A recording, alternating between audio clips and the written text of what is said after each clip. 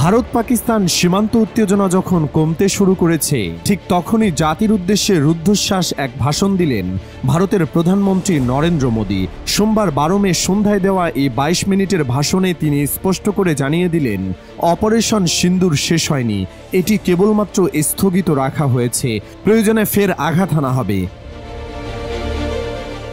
পাকিস্তানে ভারতীয় ড্রোন ও ক্ষেপণাস্ত্র হামলার কয়েকদিন পরেই এই ভাষণ আসে, যেখানে মোদি জানান পাকিস্তানের সন্ত্রাসী ঘাঁটিগুলো গুড়িয়ে দিয়ে শুধু কাঠামোই নয়, মনোবলও ধ্বংস করেছে ভারত।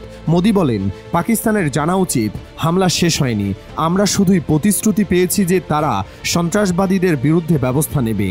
সেই প্রতিশ্রুতির মূল্যায়ন করতেই আপাতত অভিযান স্থগিত করা হয়েছে। তবে যদি তারা প্রতারণা করে বা প্রতিশ্রুতি ভঙ্গ করে তাহলে পরিণতি হবে ভয়াবহ। তিনি আরও যোগ করেন, আমরা এখন থেকে পাকিস্তানের প্রতিটি পদক্ষেপ পর্যবেক্ষণ করব, তাদের মনোবল ও কাজই নির্ধারণ করবে পরবর্তী প্রতিক্রিয়া। এটা যেন কেউ না ভুলে, আমরা প্রতিশোধ স্থগিত করেছি, বাতিল করিনি।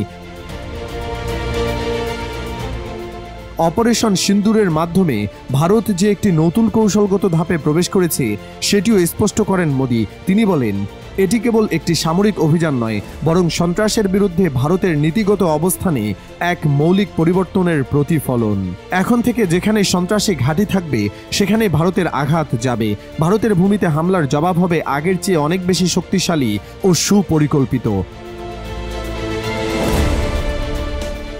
পাকিস্তানের পারমাণবিক অস্ত্রের হুমকি প্রসঙ্গে তিনি বলেন, এ ধরনের ব্ল্যাকমেইল ভারতকে দমাতে পারবে না, বরং পারমাণবিক ছায়ায় বেড়ে ওঠা সন্ত্রাসী আস্তানাগুলোতে ভারত আরও নির্ভুল ও চূড়ান্তভাবে আঘাত হানবে। তিনি হুঁশিয়ারি দিয়ে বলেন, ভারত সন্ত্রাসবাদের পৃষ্ঠপোষক রাষ্ট্র এবং হামলার মূল পরিকল্পনাকারীদের মধ্যে কোনো পার্থক্য করবে না।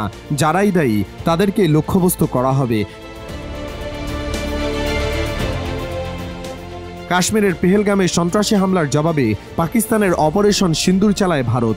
এরপর টানা 4 দিন ধরে ইসলামাবাদ ও নয়াদিল্লির মধ্যে চলে কথার এবং অস্ত্রের লড়াই। পরিস্থিতি জটিল হয়ে উঠলে যুক্তরাষ্ট্রের প্রেসিডেন্ট ডোনাল্ড ট্রাম্পের মধ্যস্থতায় শনিবার 2 দেশের মধ্যে যুদ্ধবিরতি কার্যকর হয়।